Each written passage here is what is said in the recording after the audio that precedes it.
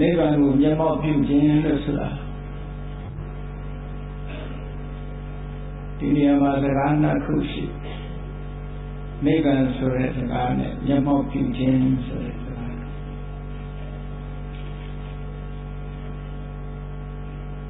ဘုရားဘာသာဝင်တို့ရဲ့ပန်းတိုင်ဟာနိဗ္ဗာန်လို့ဆိုတာဘုရားဘာသာဝင်တိုင်းကြောင်းနာဝရှိကြတယ်။ဒါဆိုနိဗ္ဗာန်အကြောင်းနဲ့ပတ်သက်ပြီးတော့တာမန်သိထားတဲ့ပုဂ္ဂိုလ်တွေရှိတယ်လို့နိဗ္ဗာန်ဆိုတာဘာလဲလို့မသိတဲ့ပုဂ္ဂိုလ်တွေလည်းကြောင်းများစွာရှိတယ်။အများကနိဗ္ဗာန်နဲ့ပြောတာနဲ့နိဗ္ဗာန်လို့ပြောနေကြတဲ့ပုဂ္ဂိုလ်တွေလည်းရှိတယ်ပေါ့။နိဗ္ဗာန်ကိုဥတည်ချက်ထားပြီးဘုရားဘာသာဝင်သူတော်စင်ကုသိုလ်ကောင်းမှုပြုကြတယ်။ဣဒံမေပုံညာနိဗ္ဗာန်တပစ္စယောဟောတုအစဉ်လာရသင်ကြားပေးထားတဲ့အတိုင်းနိဗ္ဗာန်ကိုဆုတောင်းကြတယ်။သို့သောနိဗ္ဗာန်ဆိုတာဘာလဲလို့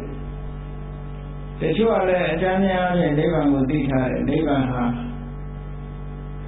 ဟိုခြင်းကင်းရာဖြစ်တယ်။နာခြင်းကင်းရာဖြစ်တယ်။သိခြင်းကင်းရာဖြစ်တယ်။မအိုရဘူးမနာရဘူးမတေးရဘူးလို့အဲ့လိုဆိုထားတဲ့အခါကျတော့နိဗ္ဗာန်ကမအိုရမနာရမတေးရဘူးဆိုရင်တော့တို့အမြဲတမ်းနုပြုပြိုလေးနဲ့ထာဝရနေရမယ်လို့ဒီလိုတွေးပြီးကောင်းတွေးမိကြတယ်။ဘာဖြစ်လို့လဲဆိုတော့တတ္တဝါရဲ့တဏ္ဍာမှာဘဝတဏ္ဍာဆိုတာရှိတယ်။ဘဝတဏ္ဍာဆိုတာဖြစ်နေတာကိုကြိုက်တာအမြဲတမ်းဖြစ်နေတာကိုကြိုက်တယ်ဖြစ်နေတာကိုကြိုက်လို့ဘဝတဏ္ဍာကိုတတ္တရဒိဋ္ဌိနဲ့ရှင်တွဲလာတဲ့တဏှာလို့ဒီလိုပြောရှိနေတာကိုသဘောကျဘဝအတွင်းမှာရှိနေမရှိတော့ဘူးဆိုလို့ရှိရင်သဘောမကျဘူးဖြစ်နေရတာကိုပဲပြောစရာကြီးလို့မြင်နေကြတယ်ဘဝတဏှာရှိနေလို့ရှိရင်ဘယ်ဘဝပဲရောက်ရဘဝဟာဒီတဏှာမကင်းတဲ့ပုဂ္ဂိုလ်တွေကကိုယ်ဘဝလေးကိုကျေနပ်နေတာလူတွေကလည်းကိုယ်ဘဝလေးကိုကျေနပ်နေကြတာတိရစ္ဆာန်တွေကလည်းသူတို့ဘဝသူတို့ကျေနပ်နေကြတာမကျေနပ်ဘူးဆိုတဲ့အချိန်မှာအလွန်အဆင်မပြေလို့ဒုက္ခရောက်တဲ့အချိန်လေးမှာကြီးသွားကြတာဆရာဘဝမှာချမ်းသာဒုက္ခတွေရရှိနေကြတာကြည်ကြက်တွေငှက်တွေလည်းပြောနေကြတဲ့သဘောရှိတယ်နော်ချက်ကလေးတွေဆိုလောင်ရင်လည်းလောင်ထားမယ်တကောက်ကောင်စိတ်လို့တော်လို့အော်လို့ပြောနေကြတဲ့သဘောရှိတယ်တကောက်ကောင်ကြီးစေကြကစားကြနေဘဝမှာဘဝရဲ့ဒုက္ခဆိုပျော်စရာလေးတွေရှိကြတာဘဝကိုအကြောင်းပြုပြီးတော့ရလာတဲ့ပီတိတို့ဒုက္ခတို့ဆိုတာဘဝမှာပျော်စရာလေးတွေအဲ့ဒီပျော်စရာလေးတွေတွေးပြီးတော့ဘဝမှာပျော်နေကြသေးတယ်တဲ့အဲ့ဒီလိုဘဝဆက်တိုင်းဖြစ်ပြီးတော့ပြောနေရတာကိုပဲကျင့်တတ်နေတဲ့ဘဝတဏှာဆိုတာမကင်းနေတဲ့ပုဂ္ဂိုလ်ကနိဗ္ဗာန်ချမ်းသာနိဗ္ဗာန်မှာဘဝဟာချုပ်ငြိမ့်သွားတယ်ဘဝនិရောဓဘဝရဲ့ချုပ်ရနိဗ္ဗာန်လို့ပြောလို့ရှိရင်လန့်ကောင်းလန့်သွားတယ်။ဘာဖြစ်လို့လဲဆိုတော့ဖြစ်နေတာကိုကြိုက်တာဆိုတော့ဖြစ်နေတာကိုကြိုက်တော့မဖြစ်ရတော့ဘူးဘဝကချုပ်ငြိမ့်သွားပြီဆိုလို့ရှိရင်ချုပ်ငြိမ့်သွားရင်တို့ဘယ်သွားနေရမလို့တွေးပြီးအောင်တွေးနေအဲ့လိုတွေးပြီးတော့ကြောက်လန့်ကြတယ်ဒါကဘဝပေါ်မှာဆွဲလန်းနေတဲ့ပုဂ္ဂိုလ်တွေကဘဝငြိမ့်သွားမှာဘဝပြတ်သွားမှာဘဝချုပ်သွားမှာစိုးရိမ်ရတယ်အဲ့ဒီပုဂ္ဂိုလ်ပြောတယ်တဆူရှိအဲ့ဒါနဲ့ဆန့်ကျင်မဲ့ဘဝတဏှာရှိတယ်လို့ဝိဘဝတဏှာဝိဆိုတာဘဝကဘဝဝိဆိုတာမရှိတော့တာဘဝမရှိတော့တာကိုကြိုက်တဲ့ပုဂ္ဂိုလ်မျိုးရှိသေးတယ်အဲ့ဘဝမရှိရင်ပြီးရောသို့သောဘဝမရှိကြောင်းတရားကိုကျင့်ပြီးတော့မရှိတဲ့ဘဝမျိုးမဟုတ်ဘူးသူကဘဝတစ်ခုကချုပ်ငြိမ့်သွားရင်နောက်ဘဝဆိုတာမရှိခြင်းဘူးလို့ပြောတဲ့ပုဂ္ဂိုလ်တွေလည်းရှိတာပဲဘဝကိုယုံမုန်းပါပြီးနောက်ဘဝဆိုတာမရှိခြင်းမဟုတ်မရှိခြင်းဘူးဆိုတာဘာလို့လဲဆိုရင်ဒီဘဝရဲ့ဒုက္ခတွေတွေ့တော့နောက်ဘဝမလို့ခြင်းဘူးဆိုတဲ့ပုဂ္ဂိုလ်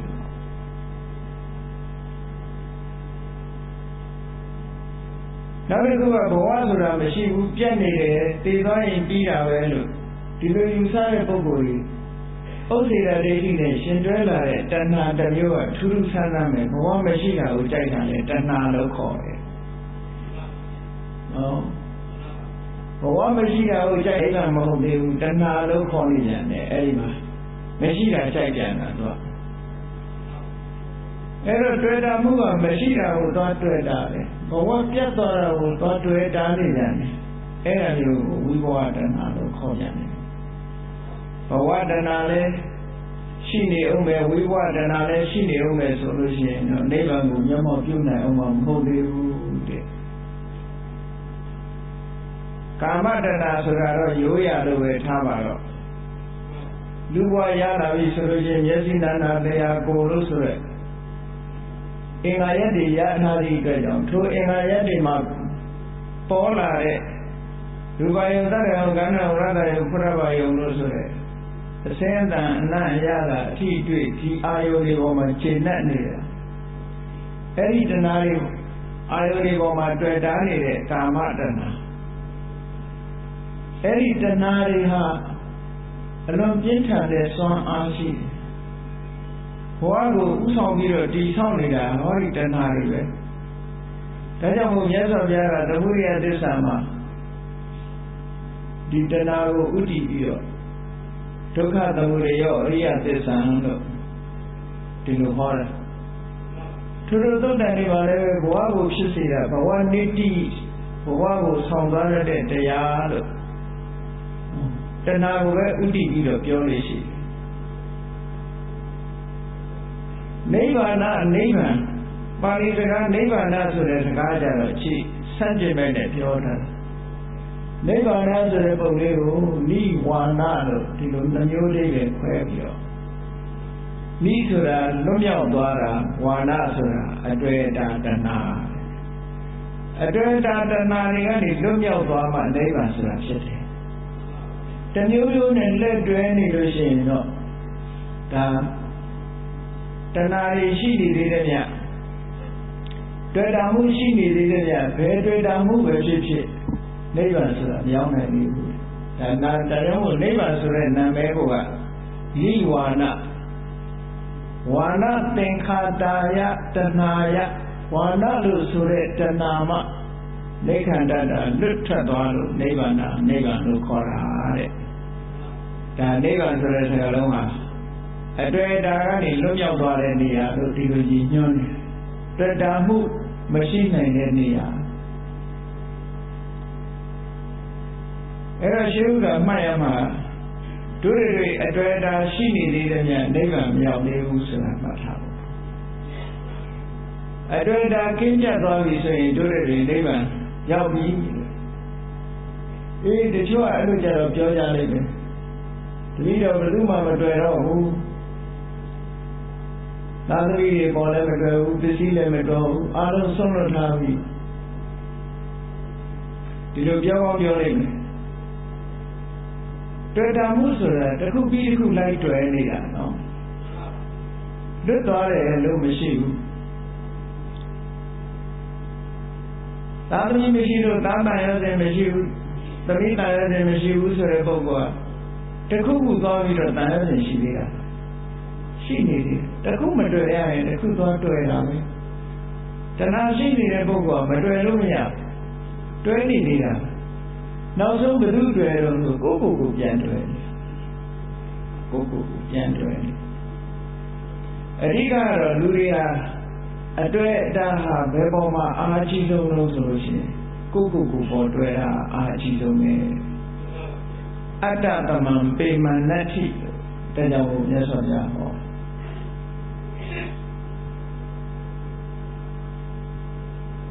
ကိုယ့်ကိုယ်ကိုပေါ်မှာတွေ့တာတော့တခြားတွေ့တာမှုကမရှိနိုင်ဘူးတဲ့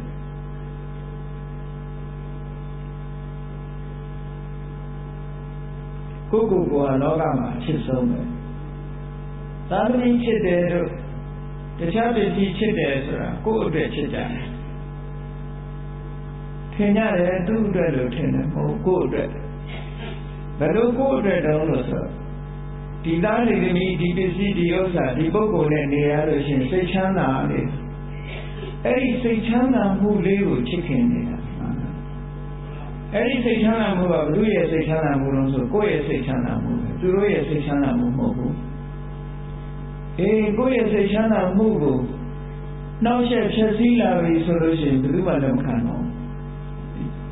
ချစ်လာပါလေဆိုတဲ့သားလည်းအမွေပြကြော်ညာတာချစ်လာပါလေဆိုတဲ့သမီးလည်းအမွေပြကြော်ညာတော့တယ်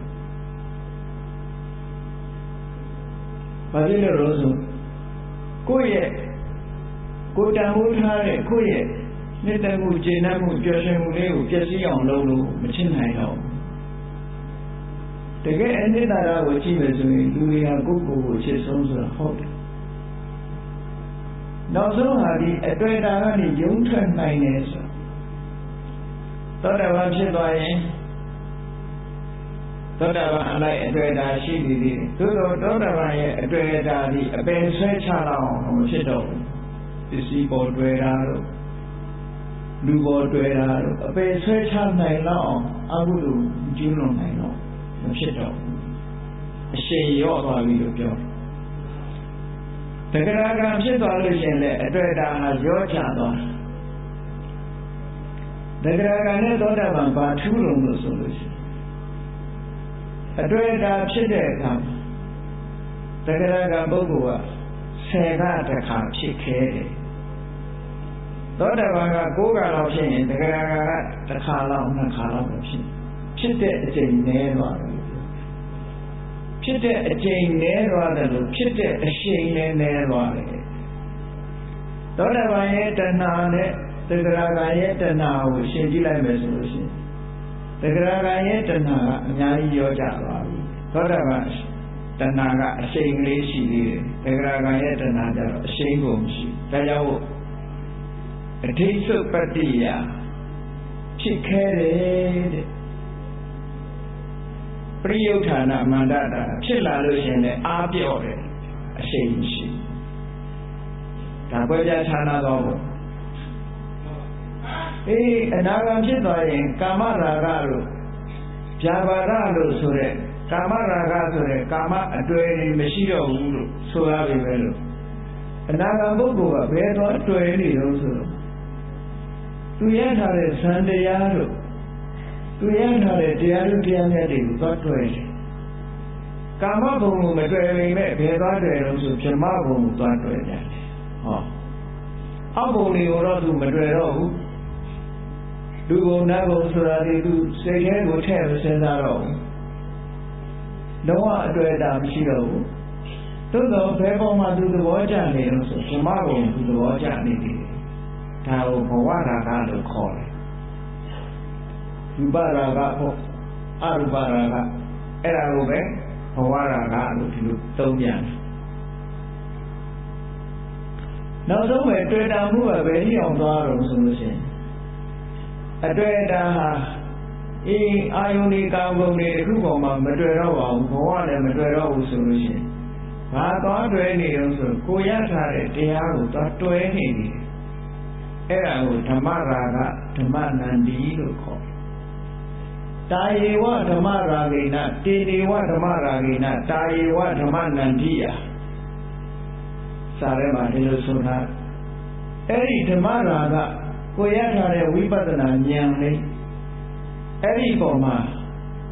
အတွေ့အတာလေးဖြစ်နေသေးတယ်မြတ်နှစ်သက်ချိန်နှံမှုတွေရှိနေသေးတယ်မြတ်ကာလပတ်လုံးအရတ္တမဲ့အရတ္တကိုမဆိုင်အောင်နိုင်ဘူးလို့ဒီလိုဟောထားတာအဲ့ဒီပုံမှာအတွေ့အတာလေးကျမ်းနေသေးလို့ရှိရင်ဒါအနာဂံဘဝနဲ့ပဲပြီးပါပဲဉာဏ်တည်းအောင်ဖြစ်ဘူးလို့ပြောအဲ့ဒီဓမ္မပေါ်မှာတွေ့တဲ့အရာကိုပါအလုံးတွေ့တာမှုအလုံးကိုလုံးဝဆုံးလွတ်လိုက်ပြီဆိုတဲ့အခါကျတော့မှလုံးဝလွတ်သွားပြီလို့ပြော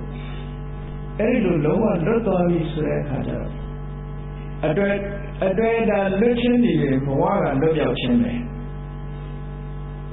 အတွေ့အတာရှိနေခြင်းဒီဘဝ၌ရှိနေခြင်းပဲဒီလိုမှအဲ့တော့နိဗ္ဗာန်ဆိုတာအတွေ့အတာကလုံးဝလွတ်သွားတာနိဗ္ဗာန်လို့ခေါ်တယ်ပေါ့ဒါကတခုမှတ်စေတာ နောက်ထိုသုတ္တံပါဠိတော်တွေမှာမြတ်စွာဘုရားခန္တီပရမံတပောတိရိခနိဗ္ဗာန်ပရမံဝရန္တိဗုဒ္ဓနိဗ္ဗာန်ကိုအမြတ်ဆုံးလို့အရှင်းအမြင့်ဆုံးပန်းတိုင်အနေနဲ့ဒီလိုခေါ်တာရှိနောက်တစ်ခုကနိဗ္ဗာန်ပရမံဒုက္ခသို့မဟုတ်နိဗ္ဗာန်ပရမဒုက္ခချမ်းသာတဲ့ဟာနိဗ္ဗာန်အကောင်းဆုံးပဲလို့လူလောကလူတွေကလည်းချမ်းသာဆိုလို့ရှိရင်သဘောကျတယ်လေ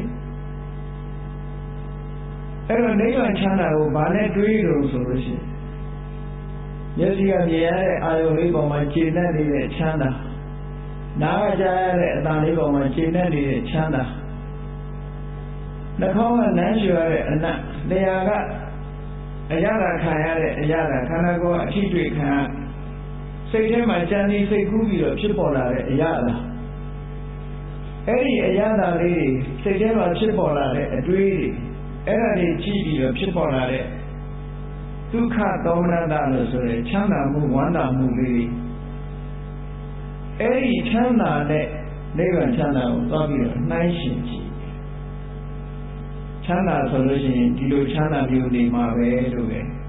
ကိုရတာနဲ့သွားပြီးတော့နှိုင်းယှဉ်ပြီးတော့ကြည့်တတ်တယ်အဲ့လိုနှိုင်းယှဉ်ကြည့်လိုက်လို့ရှိရင်နိဗ္ဗာန်ချမ်းသာမှုကိုကာမဂုဏ်အာယုန်တွေကိုရရှိလာတဲ့ချမ်းသာဒုက္ခနဲ့ဓာတ်တူထားပြီးတော့စဉ်းစားလာလို့ရှိရင်ကာမဂုဏ်အာယုန်ဆိုတဲ့ချမ်းသာဒုက္ခကအတွေ့နဲ့နှစ်သက်တာအဲ့တော့နိဗ္ဗာန်ချမ်းသာကိုလည်းပဲအဲ့လိုအတွေ့နဲ့တွေ့ပြီးတော့ချမ်းသာတယ်လို့ဒီလိုခံစားရမယ့်ချမ်းသာသဘောမျိုးသွားပြီးတော့တွေ့ပြီးအောင်တွေ့ပြီးနိုင်တယ်ပေါ့ဒါကတော့တဏှာလောဘမကင်းတဲ့ပုဂ္ဂိုလ်တွေကဒီလိုပဲနေမကင်းတဲ့ပုဂ္ဂိုလ်တွေဒီလို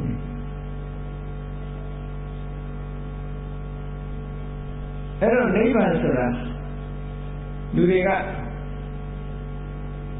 နိဗ္ဗာန်နဲ့ပြောတယ်နိဗ္ဗာန်ရဲ့အည်အသွေးလေးတွေကိုဗိဓမ္မထသင်္ဃာကျမ်းကဘာပြောထားလို့ဆိုရင်ဒါကအခြေခံအဖြစ်နားလည်ထားဖို့ရအောင်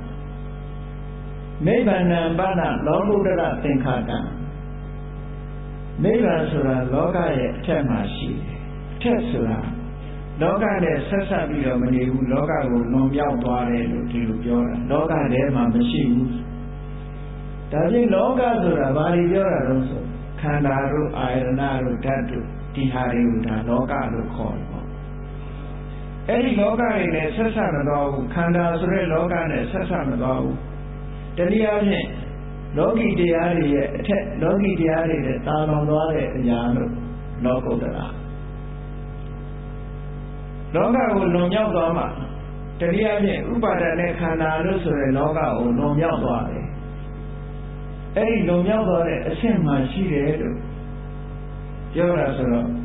လူတွေနေ့စဉ်တွေ့ကြုံခံစားနေရတဲ့ရရှိနေကြတဲ့ကိုယ်တွေ့သိရှိနေကြတဲ့ဟောဒီယုံနာဓမ္မသင်္ခါရတွေနဲ့လွတ်ထွက်နေတယ်ဆိုတဲ့အဓိပ္ပာယ်ပြောလောကုတ္တရသင်္ခါရစတုမေကညာနေနသစ္စိကတ္တဗံနိဗ္ဗာန်ကိုသိနိုင်တာဘာလဲသိနိုင်လို့ဆိုမဲ့ညာ၄ပါးထဲမှာသိနိုင်တယ်လို့ဒီလိုပြောတယ်ပဂတိမျက်စိနဲ့နိဗ္ဗာန်ကိုမြင်လို့မရဘူးသာမန်ဉာဏ်ကလေးနဲ့လည်းနိဗ္ဗာန်ကိုမြင်လို့မရဘူးလို့ဆိုနိဗ္ဗာန်ကိုမျက်မှောက်ပြုတယ်ဆိုတာမျက်မှောက်ပြုတယ်ဆိုတာကိုယ်တွေ့သိတာကိုပြောတာနော်ကိုယ့်ရဲ့မျက်စိအောက်ဆိုတဲ့သဘောမျိုးမျက်စိဆိုတဲ့နေရာမှာမျက်မှောက်ပြုတယ်ဆိုတဲ့အဓိပ္ပာယ်ကကိုယ်တိုင်မြင်တယ်ကိုယ်တိုင်ကြားတယ်ကိုယ်တိုင်အနံ့ရတယ်ဒီလိုမျိုးကိုမျက်မှောက်လို့ခေါ်ကိုယ်တွေ့သိတာအဲ့တော့နိဗ္ဗာန်ကိုမျက်မှောက်ပြုနိုင်တာဉာဏ်နဲ့ပါမျက်မှောက်ပြုနိုင်တာမျက်စိနာနာလျာကိုယ်ဆိုတာတာမန်စိတ်တွေနဲ့မျက်မှောက်ပြုလို့မရဘူးမသိနိုင်ဘူးလို့ဆိုတော့နိဗ္ဗာန်ကိုလည်းလမ်းမမီဘူးပေါ့နိဗ္ဗာန်ကိုမျက်စိနဲ့ကြည့်လို့မရဘူးလို့ဒီလိုပြောတာဉာဏ်ဆိုတဲ့နေရာမှာလည်းပဲတာမန်ဉာဏ်နဲ့နိဗ္ဗာန်ကိုမျက်မှောက်ပြုနိုင်ဘူးဒါကြောင့်စတုမေခညာလိနသစ္စိကတ္တမှာမဲ့ဉာဏ်၄ပါးထဲမှာမျက်မှောက်ပြုနိုင်တယ်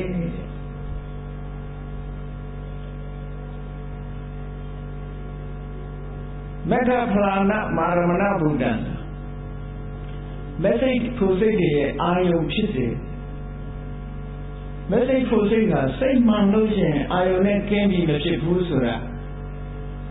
ဘုန်းကြီးတို့အကျဉ်းကြီးပြောခဲ့ပြီလားနော်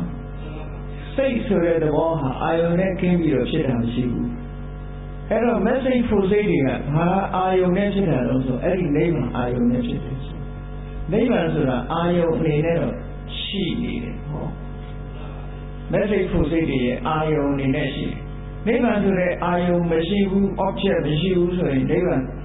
message ဖို့စိတ်တော့မဖြစ်နိုင်ဘူး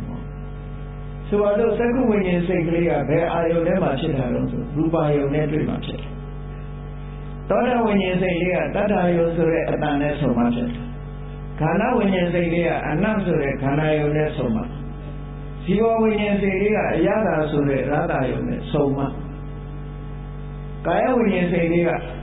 ဘုဒ္ဓဘာယုန်လို့ဆိုတဲ့အထီးအတွေ့နဲ့ဆုံမှာအာယုန်နဲ့ဆုံမှာမနောဝိညာဉ်ဆိုတဲ့စိတ်ကလေးကလည်းပဲဓမ္မဆိုတဲ့ဉာဏ်နဲ့အာယုန်နဲ့ဆုံစည်းမှဖြစ်တယ်လို့ဒီလိုပြောတယ်အဲ့ဒီဓမ္မဆိုတဲ့ထဲမှာနိဗ္ဗာန်ဆိုတာပါတော့မနောဝိညာဉ်စိတ်တွေမှာလည်းပဲ message ဖို့စိတ်တွေပါအဲ့ဒီ message ဖို့စိတ်ဆိုတဲ့ဒီစိတ်တွေဟာတာမန်နဲ့ရလာတာမဟုတ်ဝိပဿနာကျင့်စဉ်ကျင့်ပြီးတော့မှဝိပဿနာကျင့်စဉ်ရဲ့စွမ်းအားနဲ့မျက်မှောက်ပြုလာတဲ့သူတို့ကိုယ်တိုင်ကလည်းဝိပဿနာစွမ်းအားကြောင့်ပေါ်လာတဲ့စိတ်တွေတဲ့ပင်ကိုယ်စိတ်တွေမဟုတ်ဘူးလို့ဒီလိုပြောမွေးရပါစိတ်တွေမဟုတ်ဘူးစိတ်ကိုအာယုန်နဲ့လေးကျင့်ပြီးတော့ယူလိုက်တဲ့အခါကျတော့စိတ်ဟာပို့ပြီးတော့တန်ရှင်းလာတယ်ကြည်လင်းလာတယ်ဖြူစင်းလာတယ်အဲ့လိုဖြူစင်းလာတဲ့အခါအတိညာတွေကလည်းတောက်ပလာတယ်တရားစွမ်းအားတွေပညာစွမ်းအားတွေဝိရိယစွမ်းအားတွေတမာတိစွမ်းအားတွေအဲ့ဒီစွမ်းအားတွေထက်လာတဲ့စိတ်ဝိပဿနာဉာဏ်နဲ့တက်လာပြီးနောက်ဆုံးကြတော့မှ message ဖို့စိတ်ဆိုတာပေါ်လာတယ်ဝိပဿနာကျင့်စဉ်နဲ့ကျင့်လို့မှအဲ့ဒီ message ဖို့စိတ်ဆိုတဲ့အဆင့်ဟာပေါ်လာနိုင်တာဒီတိုင်းနဲ့ပေါ်မလာဘူးအဲ့တော့နိဗ္ဗာန်ကိုမြင်ရင်လို့ရှိရင် message ဖို့စိတ်ပေါ်မှပဲနိဗ္ဗာန်ကိုမျက်မှောက်ပြုလို့ရမယ်ဒီရင်အချိန်တွေကြတော့မှန်းဆပြီးတော့ကြည်ကြအဲ့တော့မှန်းဆကိုကြည့်ပြီးတော့နိဗ္ဗာန်နဲ့ပတ်သက်ပြီးတော့အငြင်းပွားနေကြဘာမှမလို့နိဗ္ဗာန်နဲ့ပတ်သက်လာလို့ရှိရင်ကဘာမှာနိဗ္ဗာန်အကြောင်းရေးတဲ့စာအုပ်တွေအများကြီးပဲအဲ့ဒီနိဗ္ဗာန်အကြောင်းရေးတဲ့လူတွေကနိဗ္ဗာန်နဲ့ပတ်သက်တဲ့စာအုပ်တွေဟောထားတဲ့တရားတွေဖတ်ပြီးတော့ကိုယ်အတွေ့အကြုံနဲ့ပေါင်းစပ်ပြီးတော့ရေးနေကြတာကြီးပဲရတဲ့လူကရေးတာမဟုတ်ဘူးအတွေ့အကြုံနဲ့ရှောက်ပြီးတော့ပြောနေတယ်ဆိုတော့အမှန်တရားဖြစ်နိုင်မှာမလားမဖြစ်နိုင်ပဲနဲ့သူပြောတာမှန်တယ်ငါပြောတာမှန်တယ်ဆိုပြီးတော့နိဗ္ဗာန်နဲ့ပတ်သက်ပြီးအငြင်းပွားနေကြဘာတစ်ခုမှမရှိဘူးနော်ကိုယ်ကိုယ်တိုင်မသိသေးလို့ရှိရင်ကိုယ်ကိုယ်တိုင်ဉာဏ်ပေါက်မပြုသေးလို့ရှိရင်နိဗ္ဗာန်ရဲ့အရာသာဟာသူပြောလူပြောပဲဖြစ်အောင်ပါပဲသူပြောတာလည်းပြည့်စုံမှာမဟုတ်ဘူးကိုယ်တိုင်တွေ့တဲ့အခါမှလည်းအရာဆိုတာနိဗ္ဗာန်ရဲ့အကြောင်းကိုသိနိုင်မှာဖြစ်တယ်ဒါကြောင့်နိဗ္ဗာန်နဲ့ပတ်သက်ပြီးတော့ controversy ဆိုအငြင်းပွားမှုကမဖြစ်တဲ့ဘူးဟောမြန်မာပြည်မှာလည်းစာပေဆိုင်ရာမှာနိဗ္ဗာန်နဲ့ပတ်သက်ပြီးအငြင်းပွားပြီးစာပေရှုထောင့်ကနေပြီးတော့ညင်းနေကြတာသူရေးတဲ့နိဗ္ဗာန်ဟုတ်တယ်ငါရေးတဲ့နိဗ္ဗာန်ဟုတ်တယ်သူဟောတာမှန်တယ်ငါဟောတာမှန်တယ်တက်အချိန်ဖြုံးနေတာမျှတာဖြစ်တယ်နိဗ္ဗာန်ကိုသိချင်လို့ရှိရင်မဉ္ဇဉ်ပူဉ္ဇဉ်ရအောင်ကြိုးစားဖို့ပဲရှိတယ်ဟုတ်တယ်မဟုတ်လားအဲ့ဒီလိုကြိုးစားမှုမပြုဘဲနဲ့သူ့နိဗ္ဗာန်ကမှန်တယ်ငါနိဗ္ဗာန်ကမှန်တယ်ဆိုရင်ဟင်္ဂရတောင်ဘက်ကနိဗ္ဗာန်ပဲတွေ့မှာနော်အဲ့ဒီနာကတော့ဒီနာကဘဂုဏကနိဗ္ဗာန်လို့ဒါပဲရှိတာအဲ့တော့နိဗ္ဗာန်ဆိုတဲ့အကြောင်းကအတွေ့အတာတွေလုံးဝလွတ်သွားမှနိဗ္ဗာန်ဆိုတာတွေ့ရမှာနော်အဲ့ဒီအတွေ့အတာတွေလွတ်သွားဖို့နိဗ္ဗာန်သွားတဲ့လမ်းကြောင်းကိုမြတ်စွာဘုရားအခင်းပြတာအဲ့ဒီလမ်းကြောင်းကနေလျှောက်ပြီးတော့သွားကြည့်မှသူနိဗ္ဗာန်ကိုနိဗ္ဗာန်ဒီလိုပြောအဲ့လိုမဟုတ်ဘဲနဲ့နိဗ္ဗာန်ပရမန်ဒုက္ခနိဗ္ဗာန်ဆိုတာချမ်းသာတဲ့ထဲမှာအကောင်းဆုံးချမ်းသာအဲ့ချမ်းသာနိဗ္ဗာန်မှာမအိုရဘူးတဲ့မနာရဘူးတဲ့မသေးရဘူးတဲ့ဟန်ကြလိုက်တာပေါ့အဲ့ဒီမှာငါအမြဲတမ်းနေရမယ်ဆိုတဲ့အတွေးတွေနဲ့တွေးလို့ရှိရင်တော့နိဗ္ဗာန်ဟာလိုချင်တဲ့ဘဝတဏ္ဍာနဲ့သွားဆက်ပြီးတော့ကြိုက်နေတဲ့သဘောများတာဖြစ်မှာပဲလူတွေနားထဲမှာချမ်းသာဆိုလို့ရှိရင်သဘောကျနေတာလေတွေ့တာကအတွေးကိုချမ်းသာဆိုတာကိုချမ်းသာတယ်ဒီနေ့နိဗ္ဗာန်မှာချမ်းသာကိုခံစားတဲ့ဝေဒနာကိုရှိတာမှာမဟုတ်ဘူး ချမ်းသာကိုခံစားတာမရှိဘူးအဲ့တော့နိဗ္ဗာန်နဲ့ပတ်သက်ပြီးတော့မြတ်စွာဘုရားဟောထားတဲ့တရားတော်တွေလည်းရှိတယ်ဥဒ္ဒံပါဠိတော်မှာရှိတယ်ဣတိယပါဠိတော်မှာရှိတယ်အဲ့ဒီကနေထုံးထုတ်ပြီးတော့မဟာစီဆရာကြီးဟောထားတဲ့နိဗ္ဗာန်ပရိသယုတ္တကထာဆိုတာလည်းရှိတယ်လေဆရာတော်ကြီးရေးထားတဲ့နိဗ္ဗာန်အကြောင်းလည်းရှိတယ်ရှိဆရာတော်ကြီးရေးတဲ့နိဗ္ဗာန်အကြောင်းလည်းရှိထိုဆရာတော်ကြီးကသာပေအခြေခံပြီးတော့မျက်မှောက်ပြုသွားတဲ့ဆရာတော်လည်းရှိကောင်းရှိမယ်နော်များသောအားဖြင့်သာပေရေးရာအနေတွေးပြီးတော့ရေးတာကပုံများတော့ဆရာရှိတယ်အဲ့ဒီထဲမှာကိုယ်တွေးနဲ့ကိုယ်အရေးနဲ့ဒီလိုရေးနေတဲ့အထဲမှာသွားပြီးတော့ဘုသူနိဗ္ဗာန်ကမှန်တယ်ဘယ်ဝနိဗ္ဗာန်ကမှားတယ်လို့ပြောနေလို့ရှိရင်တော့အချိန်ဖြိုးရမယ်ရောက်မှာပဲအဲ့တော့တခုမှတ်ဖို့ရကတော့နိဗ္ဗာန်ဆိုတဲ့စကားလုံးကိုကြည့်ပြီးတော့နိဗ္ဗာန်ရဲ့အနှစ်သာရပိုင်းကိုကြည့်နိဗ္ဗာန်ဆိုတာလောကုတ္တရာတရားဖြစ်တယ်လောကုတ္တရာတရားဖြစ်တယ်ဆိုတော့လောကနဲ့မဆက်စပ်ဘူးဆိုတဲ့အသေးမျိုးတခုမှနောက်တစ်ခုကနိဗ္ဗာန်ကိုမျက်မှောက်ပြုတာမဲ့ဉာဏ်နဲ့မှမျက်မှောက်ပြုနိုင်တယ်မဲ့ဉာဏ်၄ပါးနဲ့မှမျက်မှောက်ပြုလို့ရတယ်နိဗ္ဗာန်ဟာမဲ့စိတ်ဖို့စိတ်တို့ရဲ့အာယုံဖြစ်တယ်မေဃပလာဏမာရမဏဘုဒ္ဓံအဲ့ဒီလိုမဲ့စိတ်ဖို့စိတ်တို့ရဲ့အာယုံဖြစ်ပြီးတော့ဘာကြောင့်နိဗ္ဗာန်ခေါ်တော့ဝါဏသင်္ခါတာယတဏှာယနိခန္တတာဝါဏလို့တဘဝနဲ့တဘဝကိုဆက်ဆက်ပြီးတော့ပြီးတတ်တယ်ဘဝတစ်ခုဘဝတွေဟာပြတ်မသွားအောင်တဘဝနဲ့တဘဝဆက်ဆက်ပြီးတဲ့အတွေ့အတာဆိုတဲ့တဏှာကနေလွတ်သွားတာကိုနိဗ္ဗာန်လို့ခေါ်တယ်လို့ဒါလေးကတော့အကြံဉာဏ်မှတ်ထားမှာပေါ့နော်အကြံဉာဏ်မှတ်ထားပြီးတော့ကဲဒါဖြင့်နိဗ္ဗာန်ဟာဘယ်မှာရှိတယ်နိဗ္ဗာန်ကဘယ်မှာရှိတော့ဘယ်မှာရှိမှလည်းမသိဘူးခေတ္တရတောင်ဘက်ကဟာသွားပြပြင်ပြအဲ့တော့နိဗ္ဗာန်ဘယ်မှာရှိတယ်လဲဆိုရင်မိဘရဲ့အရှိကိုဖြေမယ်ဆိုလို့ရှိရင်တော့မြတ်စွာဘုရားဟောထားတဲ့သုတ်တန်တစ်ခုအရာဖြေမယ်ဆိုလို့ရှိရင်နိဗ္ဗာန်ဆိုတာကိုယ်တဏ္ဍာမှာပဲရှိတယ်လို့ပြောရကိုယ်နဲ့စနေတယ်လို့ပြောရဘယ်သုတ်တန်တုံးဆိုတော့ရောဟိတတသုတ်တန်မြတ်စွာဘုရားကဣမတ္တမေယေဝဗျာမမတ္တိဗျာမမတ္တိဆိုတလန်လောက်ရှိတဲ့ခန္ဓာကိုယ်ကိုယ်တလန်နဲ့ကိုယ်လန်နဲ့ကိုယ်ပဲလူဘူးလေးရတယ်သူ့လန်နဲ့လည်းသူတလန်ပဲရှိတာလူသွားကြီးရတယ်သူ့လန်နဲ့သူတလန်ပဲရှိတာဟုတ်ကဲ့လားအဲ့ဒါလည်းသွားမငင်းနဲ့အောင်သွားမငင်းနဲ့အောင်မင်းကတလန်မရှိဘူးပူးလေးပဲဆိုပြီးကြွက်ကလည်းကြွက်အတောင်နဲ့ပဲဆင်ကလည်းဆင်အတောင်နဲ့နော်ကြွက်ကတခါခြုံကဲတိုးလိုက်လို့သူကျဲပြုသူ့ကြောကုန်ကျဲသွားတာအဲ့ဒါသူကပြောတယ်တစ်ထွာလောက်ကျဲသွားတယ်မင်းကောင်ကမှတစ်ထွာမရှိတာဘယ်လိုလုပ်တစ်ထွာကျဲမယ်လို့ဆိုသူ့လက်နဲ့သူဖိုင်တော့တစ်ထွာလို့အဲ့ဒါသူ့ဟာနဲ့သူပြောရမှာပေါ့အဲ့တော့ကိုယ်တိုင်းတာနဲ့ကိုလူတွေရဲ့ခန္ဓာကိုယ်ကတလန်လောက်ရှိတယ်ဣမတ္တမေယေဝဗျာမမတ္တိကလိဝရိဟောဒီခန္ဓာကိုယ်ထဲမှာသမဏကေသပ္ပညိပညာရှိစိတ်ရှိတဲ့ဟောဒီခန္ဓာကိုယ်ထဲမှာတဲ့လောကင်္စပညာပေးမိလောကကိုလည်းငါပြရှိတယ်လို့ပြောတယ်လောကသမုဒိယစလောကဖြစ်ကြောင်းတရားရှိတယ်လို့လည်းပြောတယ်လောကနိရောဓစလောကချုပ်ရတရားရှိတယ်လို့ပြောတယ်လောကနိရောဓဂ ामि နိပฏิပဒါစလောကချုပ်ရတို့ရောက်ရဖြစ်တဲ့အကျင့်ရှိတယ်ဆိုတာကိုလည်းပြောတယ်ဟောဒီခန္ဓာကိုယ်ထဲမှာသစ္စာ၄ပါးရှိတယ်လို့ပြောတာပဲဒါဆက်ပြီးတော့ပြောတဲ့စကားတခြားအပြင်မှာသွားရှာရမှာမဟုတ်ဘူးဗမာစကားလည်းရှိတာပဲတရားရှာပဲမှတွေ့ရတယ်ကိုမှတွေ့တယ်ဆိုတော့ဒီတရားတွေကကိုယ်တဏ္ဍာမှာဖြစ်နိုင်တဲ့တရားတွေမို့သို့တော်နိဗ္ဗာန်ဆိုတာအဖြစ်တရားမဟုတ်ဘူးဆိုတာတော့သိရဖြစ်တရားရှိရင်အဖြစ်ကြီးရှိရင်အချုပ်ရှိပါမှာအဲ့ဒါကြောင့်မို့နိဗ္ဗာန်ဟာဘယ်မှာရှိလို့ဆိုကိုယ်မှာပဲရှိတယ်လို့အဲ့ဒီသုတ်တန်အရာပြောမယ်ဆိုရင်ပြောလို့ရတယ်အေးတချို့တေခရာတွေမှာပြောတယ်နိဗ္ဗာန်ပိခန္ဓာပฏิပတ်ဓမေဝခန္ဓာနဲ့စပ်ပြီးတော့နိဗ္ဗာန်ကိုပြောရတယ်တဲ့ခန္ဓာနဲ့စပ်ပြီးတော့မှနိဗ္ဗာန်ကိုပြောလို့ရတယ်လို့ပြောဟောဒီလူခန္ဓာတွေထဲမှာ နိဗ္ဗာန်ဆိုတာကိုယ်ခန္ဓာထဲမှာကိုယ်ရှိတယ်လို့ဆိုတော့ကဲဒါကိုရှင်းကြရအောင်ဘယ်လိုရှင်းမလို့ဒီစကားကိုဆိုတော့ကြည့်တခြားပုဂ္ဂိုလ်တွေသာထားမြတ်စွာဘုရားဘဝနဲ့ပြောကြည့်အောင်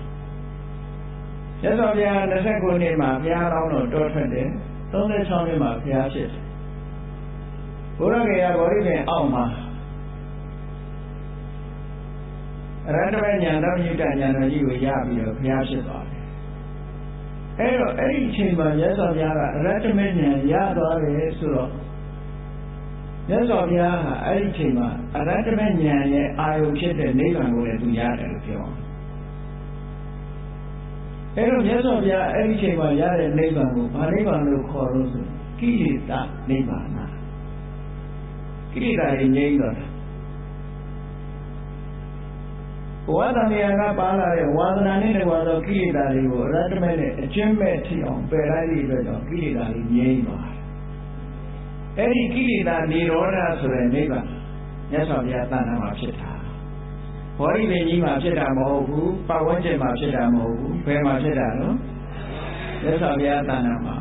ငြိမ်းတယ်ဆိုတာဘယ်မှာငြိမ်းတာလဲ။ဒါဖြင့်မငြိမ်းခင်ကကိလေသာတွေဖြစ်တယ်ဆိုတာဘုသူတဏ္ဍာမှာဖြစ်တာ။သူတဏ္ဍာမှာဖြစ်တာငြိမ်းသွားတယ်ဆိုအဲ့ဒီငြိမ်းတာလည်းပဲအဲ့ဒီမှာပဲဖြစ်တယ်လို့ဒီလိုပြောရတာပေါ့ကိုယ်ခန္ဓာကိုယ်မှာပဲအဲ့ဒါကိုပဲကိလေသာပရိနိဗ္ဗာန်လို့စာပေကပြောတာမြတ်စွာဘုရားကိလေသာတွေငြိမ်းသွားတယ်သို့တော်ကိလေသာတွေငြိမ်းသွားပြီမဲ့လို့ကိလေသာတွေနဲ့ကံတွေနဲ့ပူးပေါင်းပြီးတော့ထုတ်လုပ်လိုက်တဲ့ဥပါဒณะခန္ဓာဆိုရဲအကျိုးဆက်ကြီးကတော့ကျမ်းနေနေတယ်လေကျိုးတဲ့ကြီးကျမ်းနေတယ်အဲ့ဒီငြိမ်းသွားတဲ့အချိန်မှာအဲ့ဒါကိုစာပေကရသော်ဘုရားဗောဓိပင်မှာရတဲ့နိဗ္ဗာန်ကိုသဥပါရိတေတာနိဗ္ဗာန်လို့ခေါ်တယ်သဥပါရိတေတာဥပါရိဆိုတာကံတို့ကိလေသာတို့ကနေထုတ်လုပ်ထားတဲ့အကျိုးတရားတေတာဆိုတာကျမ်းနေတာရသော်ဘုရားရဲ့ခန္ဓာကိုယ်ကိုစဉ်းစားကြည့်လိုက်အတွေ့အတာစားတဲ့ကိလေသာတွေကငြိမ်းသွားတာထိုကိလေသာတွေနဲ့ကံတွေနဲ့အတိတ်ကထုတ်လုပ်ပေးထားတဲ့ဝိဘက်တွေကံစားရုပ်တွေဒါတွေကျမ်းနေဘူးလားကျမ်းနေတယ်ငြိမ်းသွားတာကအတွေ့အတာပဲငြိမ်းသွားတယ်ကြည်ယဟန္တာဖြစ်သွားပြီဆိုလို့ရှိရင်ရတ္တဝရတ္တဘုရားများလို့ယဟန္တာဖြစ်သွားတဲ့ပုဂ္ဂိုလ်ရဲ့တဏ္ဍာမှာရာဂကုန်သွားတယ်ဒေါသကုန်သွားတယ်မောဟကုန်သွားတယ်အဓိကအဖြစ်ကိလေသာတွေကုန်သွားတယ်သို့သောမြတ်စွာဘုရားမှာကံရဲ့အကျိုးဆက်ဖြစ်တဲ့ယုတ်ခန္ဓာကိုယ်ကြီးလည်းရှိသေးတယ်ကံရဲ့အကျိုးတရားဖြစ်တဲ့ဝိဘက်တွေလည်းရှိသေးတယ်စိတ်တွေလည်းရှိနေသေးတယ်အာယုံ၅ပါးကိုခံစားဖို့ဆိုတဲ့မျက်စိနာနာလျှာကိုယ်ရောမရှိဘူးလားရှိတယ်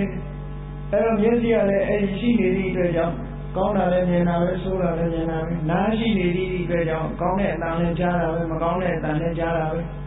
နှာခေါင်းရှိနေသည့်အတွက်ကြောင့်ကောင်းတဲ့မကောင်းတဲ့အနံ့နမ်းတာပဲရှားရှိနေသည့်အတွက်ကြောင့်ကောင်းတဲ့အရာမကောင်းတဲ့အရာသိနေသေးတာပဲခန္ဓာရုပ်ခန္ဓာကိုယ်ကြီးခန္ဓာကိုယ်ကြီးကာယကြီးရှိနေသည့်အတွက်ကြောင့်အထီးအတွေ့တွေကိုလည်းသိနေသေးတာပဲဝိပဿနာစိတ်တွေရှိနေခြင်းကြောင့်စိတ်တွေရသော်ဘုရားတဏ္ဍာမှာဝိပဿနာစိတ်တွေတို့ကရိယာစိတ်တွေတို့ဒါတွေရှိနေသေးသည့်အတွက်ကြောင့်သိကြအာယုန်တွေကိုလည်းသိနေသေးတာပဲသက္ကုဝိညာဉ်စိတ်တွေဖြစ်တယ်ဘုရားတဏ္ဍာမှာသောတာဝိညာဉ်စိတ်တွေဖြစ်တယ်ကာဏဝိညာဉ်စိတ်တွေဖြစ်တယ်မဖြစ်ဘူးလားအေးအဲ့ဒီလိုခံစားမှုတွေကလည်းရှိနေသေးတာရသော်ဘုရားတဏ္ဍာမှာခံစားမှုတွေရှိကောင်းတာဆိုရင်ကောင်းတဲ့ခံစားမှုသွားပြီးတော့မြတ်စွာဘုရားတို့ယဟန္တာတို့ကတတုံးကြီးလိုဖြစ်သွားတာမဟုတ်ဘူးနော်ကောင်းရင်ကောင်းတယ်လို့သိတယ်မကောင်းရင်မကောင်းဘူးလို့သိတယ်မသိတော့အောင်ဖြစ်သွားတာမျိုးမဟုတ်ဘူးတက္ကပညာသုံးပါမြတ်စွာဘုရားကအိန္ဒသာလဆိုတဲ့လိုင်မှုထဲမှာသတင်းသုံးနေတယ်အဲဒီလိုသတင်းသုံးနေတဲ့အခါကျတော့ဘယ်လိုရောက်လာတော့ဆိုလို့ရှိရင်သစ္စာတိခဏန္တာအဆောင်လေးပိုက်ပြီးတော့ရောက်လာဘုရားရဲ့အနီးပါးမှာခန္ဓာလကဘုရားကြောက်တဲ့နေရာမှာသူကတချင်းဆိုပြီးတော့စောင်းပြီးတယ် သူဆိုတဲ့တခြင်းကဘုရားကုံတရားကုံတန်ခါကုံနဲ့ပတ်သက်တဲ့တခြင်းလည်းပါတယ်သူရဲ့ကာမစိတ်အာယုန်တွေနဲ့ပတ်သက်တဲ့တခြင်းလည်းပါတယ်ပေါ့နော်ခုခေတ်လိုပြောရင်အရှိတခြင်းလည်းပါတယ်ပေါ့အဲ့ဒါတွေကိုဆိုပြီးတော့သူတီးတာသူတီးလို့ပြီးရတဲ့ခါကျတော့မြတ်စွာဘုရားကပြောတော့ဆိုပိဿတိခါမင်းတခြင်းတန်နဲ့စောင်းတန်ကလိုက်လျောပါပြီတဲ့ကြရာတိလို့ပေါ့ခံစားရလို့ပေါ့မဟုတ်ဘူးလားခံစားနားလေသို့တော်မြတ်စွာဘုရားကဒီတီးသမ်းမအောင်ကွာနော် MP3 လေးနဲ့တွင်းထားပြီးတော့ခဏခဏနားထောင်မယ်ဆိုတဲ့စိတ်ရှိရဲ့မရှိဘူးအဲ့တော့တွေ့တာမှုတော့မရှိဘူးကောင်းတယ်ကိုကောင်းတယ်လို့တော့သိလိုက်တယ်ဟုတ်ကဲ့ဒါမို့ဒီစုစာအုပ်ရေးတယ်မြတ်စွာဘုရားကအလှအပကိုအတိမတ်ပြုတယ် Buddhism and Beauty ဆိုတဲ့စာအုပ်လေးဆောင်းပါးလေးအရင်တော့ essay ရေးထားတာရှိတယ် Buddhism and Beauty မြတ်စွာဘုရားကအနိစ္စဒုက္ခအနတ္တအတုပါတွေခေါ်တယ်ဆိုတော့အလှအပကိုအတိမတ်မပြုဘူးလို့ရှိရယူဆဘုရားဘာသာဟာအမြဲတမ်းအဆိုးဘက်ကပဲကြည့်တယ်တချို့ပုဂ္ဂိုလ်တွေအမြင်ဆောင်မဟုတ်ဘူးလာရင်လာတယ်ပဲမလာရင်မလာဘူးပဲဒီလိုအမှန်တိုင်းမြင်တာကိုပြောတာနော်တမင်ရှုပ်ချတာမှမဟုတ်ပဲနဲ့လူရဲ့ခန္ဓာကိုယ်မှာမမြဲတာကိုမမြဲဘူးလို့ပြောတာမတင့်တယ်တာကိုမတင့်တယ်ဘူးလို့ပြောတာကဲတကယ်စဉ်းစားကြည့်တော့လူခန္ဓာကိုယ်သဘာဝတကယ်တင့်တယ်တာမှဟုတ်မှာမဟုတ်ပဲနဲ့မိတ်ကလိမ့်ပြီးတော့အနန္တလေးချက်ထားလို့အဲ့ဒီကအနန္တထွက်တာပဲဥစ္စာခန္ဓာကိုယ်ကဗလေအနန္တကမွေးရမှာမဟုတ်မှာမဟုတ်ပဲနဲ့အရှိကိုဗဂတိကိုဝိဂတိနဲ့ဖုံးထားတာလေဟုတ်တယ်မဟုတ်လားလူတွေနေတယ်ဖုံးနေတာနှိုးဆိုတဏှာတွေပဲရောင်းရမယ်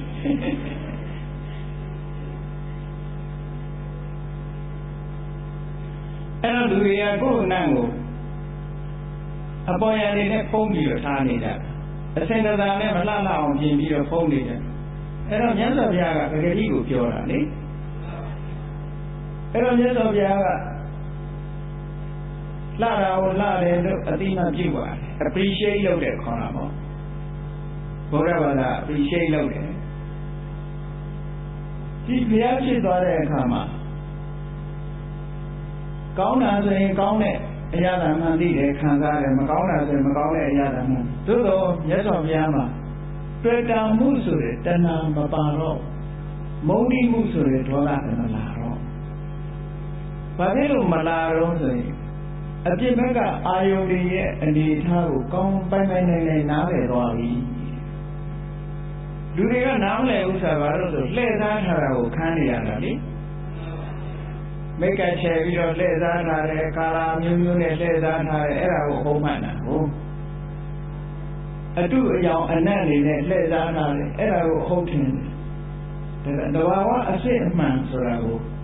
ပရိညာတပိုင်းခြားပြီးတော့သိပြီးသားဖြစ်ပြီးအပြင်ကတဘာဝတွေကိုပုံနားလည်ထားပြီအပြင်ကနားလည်ထားရုံနဲ့မကဘူးအတွင်းကလည်းအစ္ဆဒကရှင်းနေပြီတဲ့တွေ့တာပဲလောဘဆိုတာမရှိဘူးမုန်းတိမဲ့ဒေါသဆိုတာမရှိဘူးတန်တဲ့ကိလေသာတွေမရှိဘူးဆိုတော့အတွင်းကလည်းရှင်းအပြင်ကလည်းရိုးစင်းနေသည့်အတွက်ကြောင့်ကြည့်ကောင်းရင်ကောင်းတယ်လို့မြင်မယ်မကောင်းရင်မကောင်းဘူးလို့မြင်မယ်ခံစားနားလည်မှုကတော့ရှိတယ်သို့တော်မြတ်စွာဘုရားရဲ့ခံစားချက်ဒီလောဘမပါဘူးဒေါသမပါဘူးကိလေသာမပါတဲ့ခံစားချက်အဲ့တော့ငြိမ်းချမ်းမလို့စဉ်းစားကြည့်လိုက်ပေါ့နော်လောဘတွေပါလာလို့ရှိရင်ပူလောင်တယ်ဒေါသတွေပါလာလို့ရှိရင်ပူလောင်အဲ့ဒါတွေမပါဘဲနဲ့ရှိကိုရှိတိုင်းသိတဲ့ခံစားချက်နဲ့ခံစားတာဟောမြတ်စွာဘုရားတဏ္ဍာမှာဘောဓိပင်အောက်အတိညာပေါင်းလိုက်တဲ့အချိန်မှာရာဂတွေကုန်သွားတယ်ဒေါသတွေကုန်သွားတယ်မောဟတွေကုန်သွားတယ်အဲ့ဒီရာဂဒေါသမောဟတွေကုန်သွားနိုင်တာနိဗ္ဗာန်ကိုအာရုံပြုဆိုင်ရောက်သွားတဲ့အချိန်မှာကုန်သွားတာဖြစ်လို့နိဗ္ဗာန်ကိုအာရုံပြုလို့ကုန်တယ်လို့ပြောအဲ့ဒီကုန်သွားတဲ့အချိန်မှာဒါကိုအာရုံပြုပြီးကုန်သွားလို့မြတ်စွာဘုရားမျက်မှောက်ပြုတာကိလေသာនិရောဓကိလေသာချုပ်ငြိမ်းတဲ့နိဗ္ဗာန်ကိုမျက်မှောက်ပြုတယ်လို့ပြောအဲ့ဒီမျက်မှောက်ပြုတဲ့နိဗ္ဗာန်ကိုပဲသာဥပါရိတေတာနိဗ္ဗာန်တဲ့ဥပါတိလို့ဆိုတဲ့ ကံကိလေသာတွေကထုတ်လုပ်ထားတဲ့အကျိုးတရားတွေကတေတကျမ်းနေသေးတယ်အဲ့ဒီကျမ်းနေသေးတဲ့အချိန်မှာပြောရတဲ့နိဗ္ဗာန်မျိုးကိုသဥပါရိသေတာနိဗ္ဗာန်လို့ခေါ်တာအကျမ်းချင်းဆိုလို့ရှိရင်ခန္ဓာကိုယ်ကြီးရှိနေတဲ့အချိန်မှာကိလေသာတွေကုန်သွားတဲ့ပထမရတဲ့နိဗ္ဗာန်ဒါသဥပါရိသေတာနိဗ္ဗာန်ပဲခန္ဓာတွေကတော့ရှိနေတော့ပဲကိလေသာဖြစ်တဲ့နေရာတွေကတော့ကျမ်းနေတော့ပဲသို့တော့ကိလေသာကမရှိတော့ဘူးဟောသဥပါရိသေတာနိဗ္ဗာန်အဲ့ဒီကုန်သွားတဲ့ကိလေသာကြီးဘုရားခန္ဓာမှာကုန်တာဖြစ်သောကြောင့်နိဗ္ဗာန်ကလည်းကိုယ်တွဲမှာရှိတယ်လို့ပြောတာနော်သို့တော့ဒီလိုလဲသွားမယူနဲ့ဟုတ်နိဗ္ဗာန်ကဘိုင်ထဲမှာရှိနေတယ်လို့လဲသွားယူမနေနဲ့ဒါကြတော့နိဗ္ဗာန်လိုက်ပြီးဘိုင်ထဲရှာနေတော့ဟောနောက်တစ်ခုကအဲ့ဒါတောင်းပါဠိဒေသနိဗ္ဗာန်နောက်စားတော့မြတ်စွာဘုရား45ဝါကြာပြီးတဲ့နောက်တက်တော်80ရောက်တဲ့အခါကျတော့အဲ့ဒီခုနကကျွင်းကြံနေတဲ့ကံကိလေသာတွေကထုတ်လုပ်ထားတဲ့ဝိဘက်ကမ္မဇာယုတ်ဆိုတဲ့ယုံနာခန္ဓာကြီးကအဲ့ဒီအချိန်မှာချုပ်ငြိမ်းသွားတယ်ချုပ်ငြိမ်းသွားတော့နောက်ထပ်အကြောင်းတွေကလည်းပြတ်သွားပြီတဲ့ကြောင့်နောက်ထပ်ပရိသေနဲ့ဆက်လာတာမရှိတော့ဘူးကံတရားရဲ့အကျွင်းကြံဖြစ်တဲ့ဝိပဿစိတ်တွေလည်းချုပ်သွားတယ်စိတ်တွေချုပ်သွားတယ်ကာမစယုတ်တွေအားလုံးချုပ်သွားတယ်နောက်ဆုံးမြတ်စွာဘုရားမှာကြာရင်ထာဘာကျန်လို့ဆိုဥရုဇယုတ်ကိုကျန်တော့အဲ့ဒီလိုကံနဲ့ပတ်သက်တဲ့ဝိပဿနာမခန္ဓာတွေယုတ်ခန္ဓာတွေကာမစယုတ်တွေချုပ်သွားတဲ့အချိန်မှာမြတ်စွာဘုရားမျက်မှောက်ပြုသွားတဲ့နိဗ္ဗာန်ကိုတော့အနုပါတိတေတာနိဗ္ဗာန်လို့ခေါ်တယ်အဲ့တော့သဥပါရိသေသနိဗ္ဗာန်ဆိုတာမျက်မှောက်ဘဝမှာသိရတာဘဝကိုဆောင်ကျင်းတတ်တဲ့တဏှာပြတ်သွားတာကိုဆိုလိုတယ်တရားအနုပါရိသေသနိဗ္ဗာန်ဆိုတာတမ္ပရာယိကတေရီချမဲ့လို့ဒီလိုပြောအောင်ဒါကြောင့်မို့တမ္ပရာယိကလို့ဣတိယပါဠိတော်မှာသုံးတာဣတရာပနာတမ္ပရာယိကအနုပါရိသေသနိဗ္ဗာန်ကတမ္ပရာယိကဝိပဿနာမခန္ဓာတွေအကုန်ချုပ်သွားတဲ့အခါကတ္တယုတ်တွေကာမဇယုတ်တွေချုပ်သွားတဲ့အခါမှာရတဲ့နိဗ္ဗာန်အဲ့ဒါကြတော့ဘဝပါချုပ်သွားပြီလို့ဆိုဘဝလို့ခေါ်တာကဒီကံတွေရဲ့အကျိုးဆက်တွေကံတွေနဲ့အကုန်ပေါင်းပြီးတော့ဘဝလို့ခေါ်ထားတာလေကမ္မဘဝဥပပတ္တိဘဝဘဝလို့ခေါ်ထားတာကိုအဲ့တော့အဲ့ဒါကြီးချုပ်ငြိမ်းသွားတာဟာဒါနိဗ္ဗာန်ပဲသဥပါရိသေတာနိဗ္ဗာန်အနုပါရိသေတာနိဗ္ဗာန်ဟောနိဗ္ဗာန်နှစ်ခုရှိရှိတော့အပြင်ပြောတာနိဗ္ဗာန်နှစ်ခုရှိတယ်လို့ပြောကဲဒါဖြင့်နိဗ္ဗာန်ကိုဘယ်လိုမျက်မှောက်ပြုတာလဲနိဗ္ဗာန်ကိုမျက်မှောက်ပြုပုံပြုပြီးရဘယ်လိုနိဗ္ဗာန်ပြုမျက်မှောက်ပြုလဲလို့ဆိုနိဗ္ဗာန်ကိုမျက်မှောက်ပြုခင်လို့ရှိရင်ဘာလုပ်ရမလဲဆိုတမဏကျင့်စဉ်ကျင့်ပြီးတော့သွားတဲ့ပုဂ္ဂိုလ်ကတလိုက်တမဏကျင့်စဉ်ပြီးရင်ဝိပဿနာကိုသွားရမယ်ဝိပဿနာသွားပြီးတော့မှဝိပဿနာအရှင်းမြင်သွားပြီဆိုမှဒီလမ်းကြောင်းပဲကြောင်းလို့မရဘူးတမထကစတဲ့စတော့မဟုတ်ဝိပဿနာကိုတိုက်ရိုက်စတဲ့စနီးနေတယ်ရှိတယ်ပေါ့တမထကျင့်စဉ်ကိုကျင့်ပြီးရင်ထိုတမထကျင့်စဉ်ရဲ့အရှိန်အဝါတွေကိုယူပြီးတော့ထိုတမထကျင့်စဉ်ဟာရလာတဲ့တမထကျင့်စဉ်ထဲမှာဖြစ်တဲ့သံတရားထဲမှာပါတဲ့တရားတွေကိုရှုအနိစ္စဒုက္ခအနတ္တရှုအဲ့ဒါဝိပဿနာပဲရှုပြီးတဲ့အခါကျတော့ခုနကအနိစ္စဒုက္ခအနတ္တဆိုတဲ့သင်္ခါရအာယုန်ကြီးချုပ်ဆုံးသွားတဲ့အခါကျတော့သင်္ခါရတွေကင်းသွားတဲ့ဝိသင်္ခါရဆိုတဲ့နိဗ္ဗာန်ကိုအောင်ပြုနိဗ္ဗာန်ကိုအောင်ပြုတဲ့အခါကျတော့မှဆရာကိလေသာတွေကိုမက်ကပယ်ရှားပြီးသားဖြစ်သွားအဲ့ဒီလမ်းနဲ့ပါနိဗ္ဗာန်ကိုမျက်မှောက်ပြုရှင်လို့ရှိဒီကျင့်စဉ်တွေပဲပါကဲဆိုတော့ပုဂ္ဂိုလ်တရားဟာတပ္ပဒါကျင့်စဉ်ကနေသွားကြည့်တယ်ဘယ်လိုသွားလို့ဆိုဇာရအောင်တနည်းပြောခဲ့တယ်လို့စိတ်ကိုအာယုတစ်ခုနဲ့လေးကျင့်မယ်အာယုလေးတစ်ခုနဲ့လေးကျင့်မယ်ဘုရားလုံးတတိနဲ့လေးကျင့်မလားဖက်လီဝင်လေးနဲ့လေးကျင့်မလားဘာနဲ့ပဲလေးကျင့်ကမ္မထာအာယုတစ်ခုနဲ့စိတ်ကိုလေးကျင့်နိုင်တယ်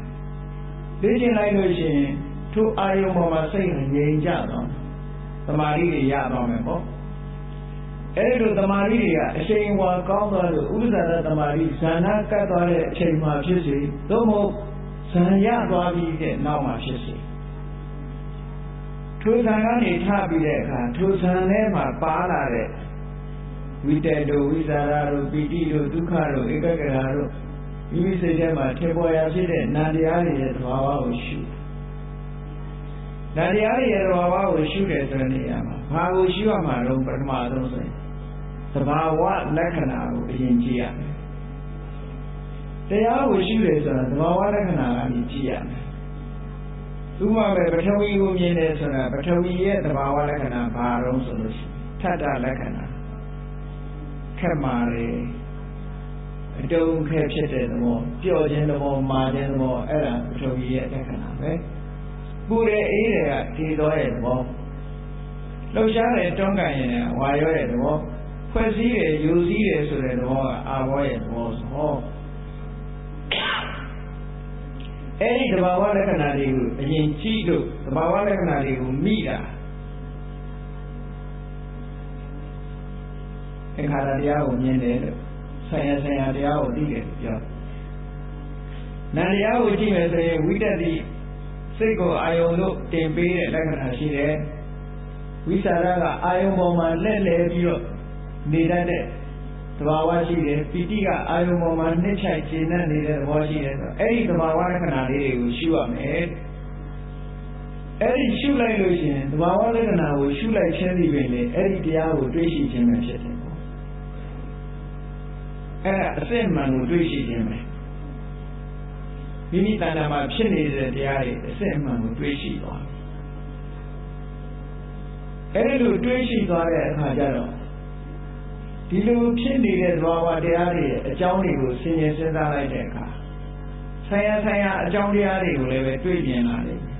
အထူးသဖြင့်တော့မျက်မှောက်တွေ့နိုင်တာအနိကဆုံးအကြောင်းလေးတွေကိုတွေ့လာနိုင်တယ်ဆိုပါတော့သက္ကုဝိညာဉ်စိတ်ကလေးကိုရှုမှတ်တဲ့အချိန်မှာဆိုရင်တော့ဘုသက္ကုဓာရဝိထိမှာဖြစ်တဲ့စိတ်တွေကိုရှုမှတ်လိုက်မယ်ဆိုရင်ရူပါယုံနဲ့သက္ကုပ္ပတာရယုတ်တို့ဆုံလို့ဒါလေးကဖြစ်လာရတာလို့ဆိုင်ရာအကြောင်းလေးတွေပါသိလာဒီရဲ့ပိုထင်ရှားတာပြောမယ်ဆိုလို့ရှိရင်အာနာပါနဆိုတော့ခက်လေဝင်လေကနေပြီးတော့ကြည့်လိုက်မယ်ဝိပဿနာရှုဒီကနဲ့ရှုမယ်ဆိုရင်ခက်လေဝင်လေလေးကိုသိချအာရုံစိုက်ကြည့်တော့လေ့လာကြည့်မယ်ဆိုလို့ရှိရင်ရှုသွင်းလိုက်တဲ့လေရမှုတ်ထုတ်လိုက်တဲ့လေရဒီနှစ်ခုရှိတယ်နော်အဲ့ဒီလေကဘယ်နေရာမှာထိသွားလို့ဆိုနာသီးသားလေးတွေမှာထိတယ်ရှုသွင်းတဲ့နေရာမှာလည်းပဲနာသီးသားလေးမှာထိသွားတယ်မှုတ်ထုတ်လိုက်တဲ့နေရာမှာလည်းပဲခြိုက်ထုတ်လိုက်ရင်လည်းနာသီးသားမှာထိသွားအဲ့ဒီထိတဲ့အချိန်လေးမှာကြည့်လိုက်လို့ရှိရင်ဘယ်နှခုလုံးဆိုလို့ရှိရင်အဲ့ဒီလေတွေကတစ်ခုလေထိတဲ့နေရာလေးရတဲ့ခုထိမှန်းသိလိုက်တာလေးရတဲ့ခုဘယ်နှခုဖြစ်သွားသုံးခုဖြစ်သွားအနည်းဆုံးသုံးခုရှိတယ်ဆိုတာကွယ်ကွယ်ပြားပြားသိဖို့အရင်တော့သိတာဒီလိုသိတာမဟုတ်တက်ရှူနေတယ်လို့ပဲလုံးပြောခြင်းပြောမယ်ပေါ့နော်ခုကအစိမ့်လိုက်သိသွားသင်္ခါရတရားတွေကိုကြည့်တဲ့အခါကျတော့ဟောလေးရဲ့သဘောကလည်းလှုပ်ရှားနေတဲ့သဘောလေးဆိုတာသိတယ်အဲ့ဒီလှုပ်ရှားတာတွေကလာထိလာတဲ့အခါကာယပတ္တာကလည်းအဲ့ဒီလှုပ်ရှားမှုဆိုတဲ့ဖုဒ္ဓဘာအာယုလေးကိုခံယူတဲ့သဘောလေးသိလာအဲ့ဒီနှစ်ခုဆုံပြီးလို့ထိတိစိတ်လေးပေါ်လာတာဆိုတဲ့သိလာတယ်တခုနဲ့တခုသဘာဝချင်းတူရဲ့လားအေးမတူတဲ့သဘာဝလေးသုံးခုချစ်ခိုက်ကလေးတွေမှာမြင်လာပြီဆိုလို့ရှိရင်ဩဝါယောဒဆိုတာဝါယောဖုဒ္ဓဘာယုံပဲအဲ့ဒီဝါယောဖုဒ္ဓဘာယုံကကာယပတ္တာရဆိုတဲ့နာပြီးပြားလေးကိုလာထိလို့ထိတိစိတ်ဆိုတာဖြစ်ရတာလို့ဆိုတော့ထိတိစိတ်ကလေးကအကျိုးတရားဝါယောဖုဒ္ဓဘာယုံနဲ့ကာယပတ္တာရကြီးကအကြောင်းတရားလို့ဟောအကြောင်းနဲ့အကျိုးကသိတာအဲ့ဒီလိုဝါယောဓာတ်လေးကယုတ်တရားဝါယောဓာတ်လေးရဲ့ထိရဖြစ်တဲ့နာပြီးပြားလေးကနန္တရားအဲ့ဒီနှစ်ခုပေါင်းစပ်လို့သိလာတဲ့အတိလေးကထိမှန်းသိတဲ့အတိလေးကနန္တရားဆိုဟောခွဲလိုက်လို့ရှိရင်ယုတ်နဲ့နန္တရားဆိုပြီးတော့ကွဲသွားတယ်အရင်တော့လို့ငါလို့ပြောတာမဟုတ်တော့ ငါတို့ပြောတာမဟုတ်ရှူတဲ့လေလေးရဲ့နာရီယာလေးရဲ့သူ့နာမည်နဲ့သူဖြစ်သွားငါတို့လုံးမပြောတော့အဲ့ကြနော်သူ့သဘာဝတရားလေးတွေသူ့ရဲ့သဘာဝလက္ခဏာလေးတွေကိုတွေ့တော့ပြီးတဲ့အခါကျတော့ခုနကဆရာအကြောင်းတရားလေးတွေပါမြင်သွားတယ်မြင်ပုံမြင်နည်းကိုဒါအချင်းချုပ်ပြောပြတာတခြားမှာလည်းပဲဒီလိုမြင်ရမယ်ဆိုတာကိုပြောတာနော်အဲ့ဒီမှာနာမရူပပရိစ္ဆေကဉာဏ်ဆိုတာအဲ့ဒါပြောတာဟောဒါကယုတ်သဘောတရားဒါကနာမ်သဘောတရားလို့ကွဲကွဲပြားပြားသိသွားဘယ်လိုကြောင့်ယုတ်ဘယ်လိုကြောင့်နာမ်လို့ခေါ်လို့ဆိုထိတဲ့လေလေးရတယ်သူငါနှာခေါင်းထိတာပါလားလို့ထိတဲ့လေလေးကမသိဘူးနှာခေါင်းကလည်းလေလေးကငါထိသွားတယ်ဆိုတာမသိဘူးသိတာကစိတ်ကသိနေတာအဲ့ဒီလေမသိတတ်တာကယုတ်သိတာကနာမ်ဆိုဟောကွဲသွားဘူးလားအေးအဲ့ဒီလိုကွဲသွားလို့ရှိရင်အလားတူတွေပဲကျန်တာတွေလည်းဒီလိုကွဲဖို့လိုတယ်ပေါ့အဲ့ဒီလိုယုတ်နေတဲ့နဲ့ကွဲသွားရင်နာမရူပပရိစ္ဆေကဉာဏ်နာမရူပပရိစ္ဆေကဉာဏ်ရပြီးတော့ခုနကအကြောင်းတရားကိုပါထည့်သွင်းပြီးတော့စဉ်းစားနိုင်လာလို့ရှိရင်မြင်လာလို့ရှိရင်ပစ္စယပရိက္ခဉာဏ်ပစ္စယပရိက္ခဉာဏ်မြင်လိုက်တာနဲ့တည်းနဲ့ကင်္ခာဝိတ္တနာဝိတ္တုတန်တရားတွေကင်းစင်သွားတယ်ဆိုတာဖြစ်တယ်ဘယ်လိုတန်တရားတွေတော့ဆိုရင်ငါဖြစ်အောင်ပါလားဆိုတာလည်းမရှိတော့မဖြစ်တော့ဘူးလားလို့လည်းပြောကြရမရှိဘူးဘာလို့ဆိုဒီအကြောင်းဒါဖြစ်နေလို့ဒါဖြစ်နေတာဆိုတာမြင်သွားပြီနေလေးကနာတိယထိလို့ထိတိစိတ်လေးပေါ်နေတာဆိုတာမြင်သွားတဲ့အတွက်ကြောင့်ငါဖြစ်အောင်ပါလားမဖြစ်တော့ဘူးလားလို့မေးကြအကြောင်းရှိတော့ဘူးနေလေးကနာတိယထိရင်ထိပြီးပေါ်မှာပဲဟုတ်ကဲ့ဒါရှိလို့ဒါရှိနေတယ်ဆိုတာကိုထင်ထင်ရှားရှားကြီးသိသွားဒါရှိလို့ဒါရှိတယ်ဆိုတာဒီအကြောင်းရှိလို့ဒီအကျိုးရှိတယ်ကိုပြောတာနော်အဲ့ဒီလိုမြင်သွားလို့ရှိရင်ဒါပစ္စယပရိက္ခဉာဏ်မြင်ပုံလေးပေါ့အဲ့ဒီကနေတဆင့်တက်သွားတဲ့အခါသိနေတဲ့ဒီသဘာဝတရားလေးတွေကိုပဲဆက်လက်ပြီးတော့အသိဉာဏ်နဲ့ပုတ်တိုက်ပြီးတော့အာယုံကိုစိတ်နဲ့ဆက်ပြီးတော့လေ့ကျင့်လိုက်တဲ့အခါကျတော့သူကမမြဲတဲ့သဘောလေးတွေပါမြင်လာတယ်ထိလိုက်တဲ့အခိုက်ကလေးနဲ့ထိလိုက်ပြီးတဲ့မှာသိလိုက်တဲ့အခိုက်ကလေးသိလိုက်တဲ့အခိုက်ကလေးပြီးရင်ပျောက်သွားတယ်နောက်တစ်ခါထိလိုက်တဲ့အခိုက်ကလေးပေါ်တဲ့အခါသိလိုက်တဲ့အခိုက်ကလေးပေါ်လာပြန်တယ်ပေါ်လာပြီးရင်ပျောက်သွားပြန်တယ်ထွက်တဲ့ကတခါထိတယ်သိလိုက်တယ်ပျောက်သွားပြန်ပြီဝင်တဲ့ကတခါထိတယ်သိလိုက်တယ်ပျောက်သွားပြန်ပြီဇုံတွဲပြက်သွားတာလေးတွေပါမြင်လာလို့ရှိရင်ဒါမမြဲတဲ့အနိစ္စသဘောတရားဆိုတာမြင်လာတယ်ပေါ့အဲ့ဒါကိုအသိဉာဏ်နဲ့ဆက်လက်ပြီးတော့အသိဉာဏ်နဲ့သမာဓိစွမ်းအားတွေနဲ့တတိစွမ်းအားတွေနဲ့ဆက်လက်ပြီးလုံးလုံးတဲ့အခါကျတော့ဥရိယဗျာဉာဏ်ဖြစ်ပြမှုဆိုတာတွေကိုမြင်လာတခြားတဲ့ခါရတွေလည်းအဲ့လိုမြင်လာဖြစ်ပြမြင်လာပြီဖြစ်ပြမြင်လာတဲ့အခါနောက်ဆုံးဆက်ပြီးရှုတဲ့အခါကျတော့နောက်ဆုံးကျတော့ဖြစ်တာကိုတော့မှမကြည့်တော့ဘူးပြတ်သွားတာတွေကြီးပဲလင့်မြန်းလာတဲ့အခါကျတော့အပြည့်တွေကြီးပဲမြင်လာသင်္ခါရတရားတွေဟာပြတ်တာလေးကြီးပဲဆိုတော့ဘာဖြစ်လာလဲကြောက်စရာကောင်းတယ်လို့စိတ်ထဲမှာဖြစ်လာအမြဲတမ်းကြီးအရှိန်အဟုန်နဲ့ပြက်နေတာတွေမြင်တော့ကြောက်စရာကောင်းတယ်လို့ဖြစ်လာတယ်ကြောက်စရာကောင်းလို့ဖြစ်တာဒီအတွက်ကြောင့်သင်္ခါရတရားတွေပေါ်မှာစိတ်ပြက်လာတယ်စိတ်ပြက်လာတော့ဒီသင်္ခါရတရားတွေကလွတ်ချင်လာတယ်လွတ်ချင်လာတော့လွတ်ရလို့ကြောင်းလမ်းစာလိုက်ရှာပဲလမ်းစာရှာပြီးတဲ့အခါကျတော့သင်္ခါရတရားတွေပေါ်မှာအရင်တော့စိတ်ပြက်နေတာတို့ဒီဖြစ်ခင်ခဲ့တာတွေတို့စိတ်ပြက်တာတွေတို့ဒါတွေကနေလွတ်သွားပြီးတော့သူ့ရဲ့သဘာဝတသက်ကလေးကိုရှုနိုင်တဲ့အသိဉာဏ်မျိုးနောက်ပေါ်လာတာအဲ့ဒီပေါ်လာတာကျတော့သင်္ခါရုပ္ပခာဉာဏ်လို့ခေါ်တယ်အသိဉာဏ်ရင့်သွားပြီဆိုလို့ရှိရင်ကြောက်စရာကောင်းတယ်လို့လည်းမတွေးတော့ဘူးမုန်းစရာကောင်းတယ်လို့လည်းမတွေးတော့ဘူးနှစ်သက်စရာကောင်းတယ်လို့လည်းမတွေးတော့ဘူးဒါသူ့သဘာဝပဲလို့သဘာဝအရှိကိုသိနေတဲ့အဆင့်ရောက်သွားရင်သင်္ခါရဥပ္ပခာဉာဏ်လို့ခေါ်တယ်နော်သင်္ခါရုပ္ပခာဉာဏ်တဲ့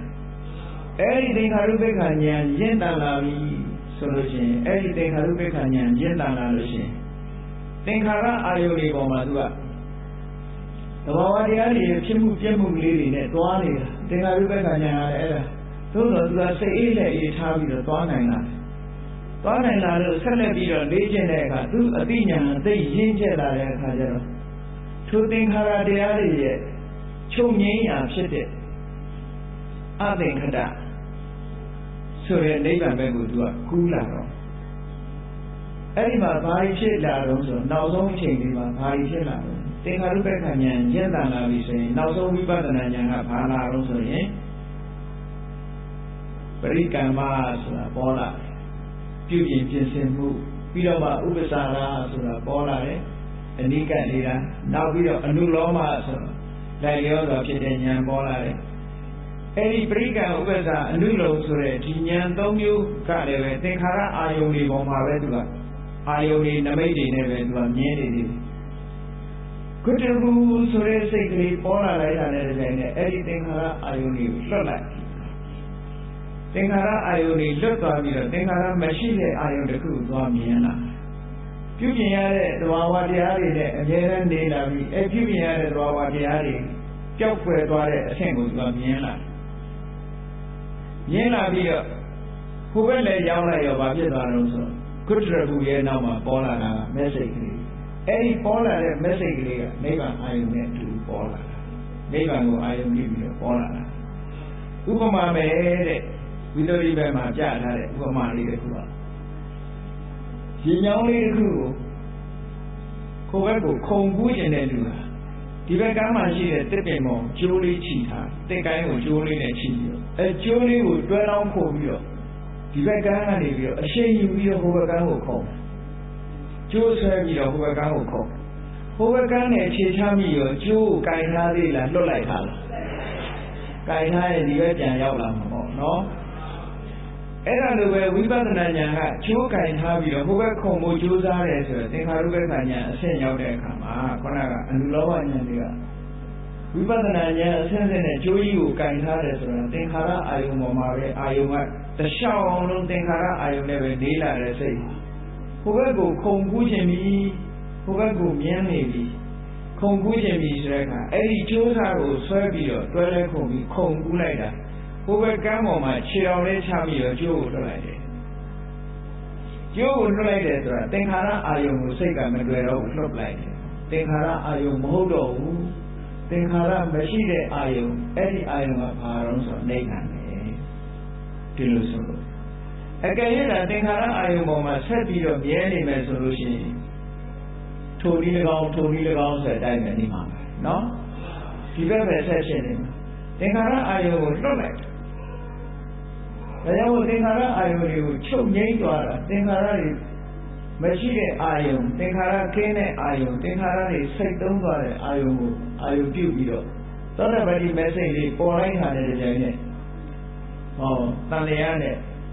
အမြင်မှားဖို့ဆိုရင်ဒိဋ္ဌိနဲ့ဝိသိကိစ္စဟောသွားတယ်ကျန်တဲ့ကိလေသာတွေလည်းအားနည်းသွားတယ်အဲ့ဒီအနေဝိပဿနာဉာဏ်ကိုတိုးမြင့်လိုက်တဲ့အခါကျတော့သက္ကာရဂါမိမဲ့ဆိုတာပေါ်လာတယ်နောက်တစ်ခါတိုးမြင့်ပြီးတော့ထပ်ကျင့်လိုက်တဲ့အခါကျင့်တာဒီတိုင်းပဲဒီလမ်းစဉ်ကပဲထပ်မြင့်တာသူကဒီတွေထပ်မြင့်တာတစ်ခါနဲ့တစ်ခါမတူဘူးတစ်ချိန်နဲ့တစ်ချိန်မတူဘူး physical exercise လုပ်တယ်လို့ပဲ mental exercise ကလည်းတစ်ချိန်နဲ့တစ်ချိန်မတူဘူးတိုးမြင့်လာတော့အည်သွေးမြင့်လာတဲ့အခါကျတော့အနာဂါမိမဲ့ပေါ်လာမဲ့အချိန်ပိုင်းဝိပဿနာရောက်တဲ့အခါကျတော့ကာမရာဂတို့ဇာဘာဂတို့ဆိုတာဒီလုံးဝရှင်းသွားနိဗ္ဗာန်ကိုမြင်လိုက်နောက်တတိယသုဒ္ဓအကျင့်ဝိပဿနာဉာဏ်တိုးမြင့်ပြီးတော့ကျင့်ကြံကြိုးကိုအားထုတ်လိုက်တဲ့အခါကျတော့အဆင့်အမြင့်ဆုံးဖြစ်တဲ့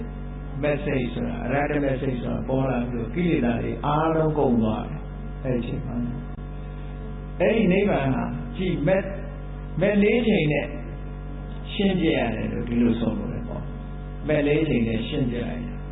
ရှင်းပြလိုက်တော့ကံပေါ်ရောက်ချင်းလေးမှာလူကယုတ်တည်းရတော့ငြိမ်ရတော့ရရလားခုံပြီးလိုက်တဲ့အချိန်မှာကံပေါ်ရောက်ရင်နည်းနည်းတော့ရိမ့်ထိုးသွားမှာပေါ့ခန္ဓာကိုယ်ရိမ့်ထိုးသွားပြီးတော့နောက်ကိုထိန်းနိုင်သွားတဲ့အချိန်ပိုစိတ်ဖြစ်သွားတဲ့အချိန်ရောက်အဲ့လိုနိဗ္ဗာန်ဆိုတဲ့တစ်ဖက်ကံပေါ်မှာတည်သွားတယ်လို့ဒီလိုဆိုတော့အဲ့တော့သူကအဲ့ဒီကံပေါ်ဒီငါဘယ်လိုကူးခဲ့တာဆိုတာရောသူမသိဘူးလားအဲ့ဒါသိတယ်လို့ပဲသောတာပန်ဖြစ်သွားတဲ့ပုဂ္ဂိုလ်ကငါဘယ်လိုနည်းနဲ့ဒီဘက်ကိုရောက်လာတယ်လဲဆိုတာသိတာပေါ့သောတာပန်ဖြစ်ရင်သောတာပန်ကိုယ့်ဘဝကိုသိတာပေါ့ဒီလိုကူးလာတယ်ဆိုတာသိတယ်တဂရဂံဖြစ်ရင်လည်းတဂရကိုယ့်ဘဝကိုသိတယ်အနာဂံဖြစ်ရင်လည်းအနာဂံကိုယ့်ဘဝကိုသိတယ်ဒီလိုကူးလာတယ်ဆိုတာသိတယ်အဲ့တော့ဒါနိဗ္ဗာန်ကိုဘယ်လိုမျက်မှောက်ပြုတယ်ဆိုတဲ့အသင်္ကရံကိုစာပေကျမ်းမှာရေးထားတဲ့ပုံစံကိုပြောပြတာနော်ကိုယ်တိုင်သိဖို့ကြတော့ကိုယ်တိုင်ကျင့်မှဒီလမ်းစဉ်တိုင်း ဒါရောက်မှုတဲ့ပုဂ္ဂိုလ်တွေကပြောထားတဲ့မြတ်စွာဘုရားဟောထားတဲ့တရားတော်အတိုင်းသင်္ဘုဒ္ဓပါဠိတော်မှာလည်းမြတ်စွာဘုရားဆံတရားကနေပြီးတော့ဆိုပါတော့ဆံတရားအားထုတ်လို့ပထမဇန်ရတယ်ပထမဇန်ကထပြီးပထမဇန်နဲ့ပါတဲ့ဝိတက်ဝိသရာစတဲ့တရားတွေကိုရှုမှတ်ရင်ထို့မမြဲတဲ့သဘောတွေကိုမြင်ပြီးနောက်ဆုံးမှမမြဲတဲ့သဘောတွေမြင်လို့အရှင်ရလာတဲ့အခါကျတော့အရှင်ထာဝရအင်းကြီးနဲ့နိဗ္ဗာန်ဓာတ်ကိုတွေ့သွားတယ်တွေ့သွားတဲ့အချိန်မှာမမြဲတဲ့သဘောတွေဆိုတာကိုမကြည့်တော့ဘူးလွတ်လိုက်ပြီခုနကကြိုးစားကိုလွတ်လိုက်တယ်လို့ပဲနော်သင်္ခါရအာယုန်တွေကိုလွတ်လိုက်တယ်အနိစ္စဒုက္ခအနတ္တဆိုတဲ့ဒီအာယုန်တွေကိုလွတ်လိုက်ပြီးတော့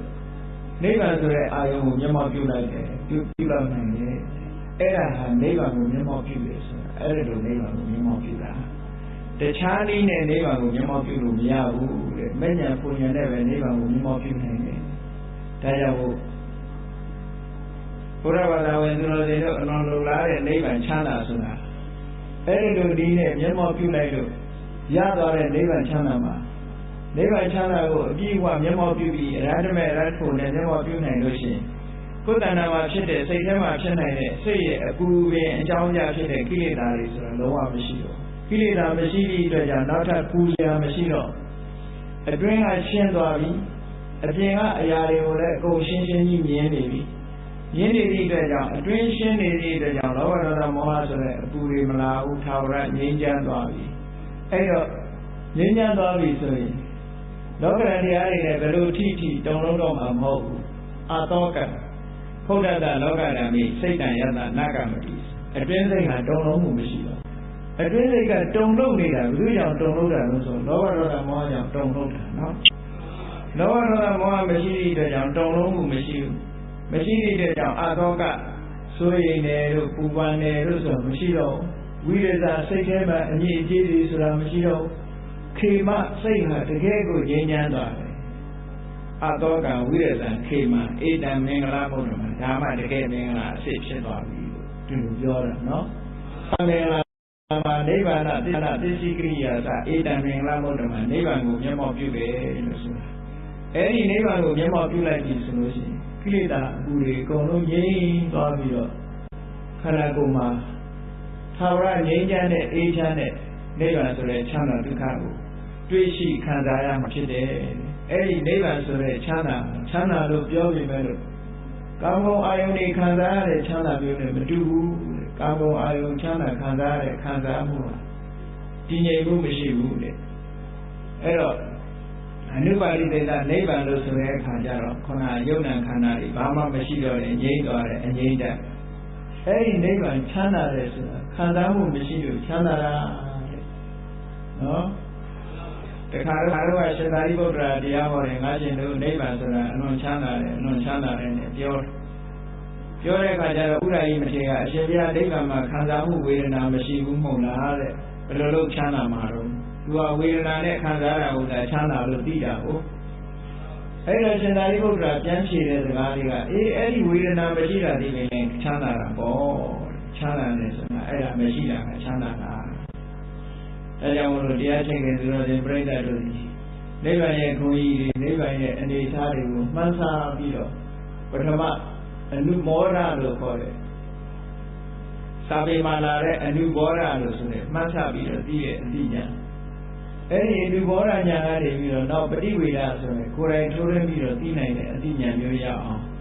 ကိုယ်စီကိုယ်ငှအကျင့်ဉာဏ်ကြိုးကိုအားထုတ်နိုင်ကြပါစေကုန်သတည်း